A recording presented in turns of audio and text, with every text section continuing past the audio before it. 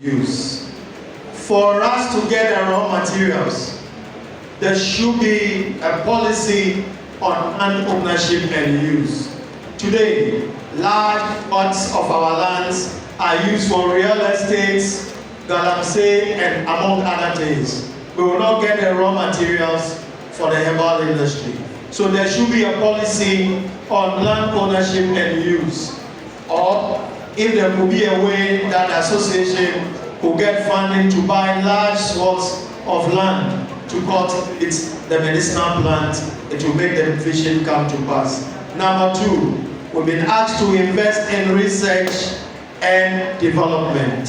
And so again, in China and other places, their government support research in traditional medicine.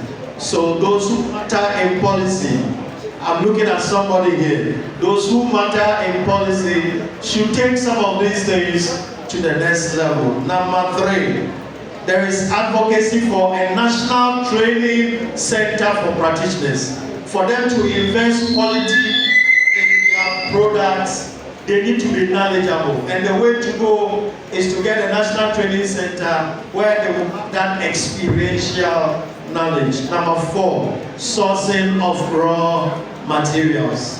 For us to get our product to be quality, it should be free from environmental pollutants. Today, pesticides and weedicides are given to anybody at all, being sprayed, used indiscriminately. We should have our environmental protection policies working so that the millions of people who are employed by the herbal industries can continue to feed their families.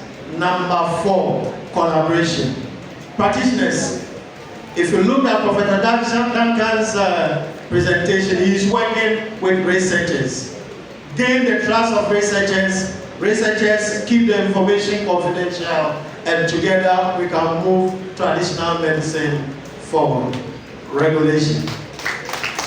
The fifth policy we are picking from it is a collaboration between the FDA and the practitioners.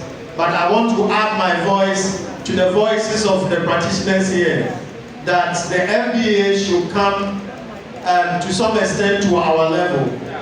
Elsewhere in Asia, they develop policies closer to WHO policies, but that will make it possible for practitioners to be able to register their products and do clinical trials. So you come down and meet them halfway until they get to that level. So they will tell you that a GMP Vietnam standard, and then they gradually take them to the WHO standard. And so help them to move along the ladder. These are strong policies that our wonderful panelists have put forward, which I think will come out with a communique after this meeting so that we'll advance it to the relevant authorities. And importantly, we are calling on the government to fast track the inclusion of herbal medicines on our national health insurance to make it accessible so that we will achieve universal health coverage. Put your hands together for our panelists. All right, we now want to listen to you. Two questions, one from the floor, one from the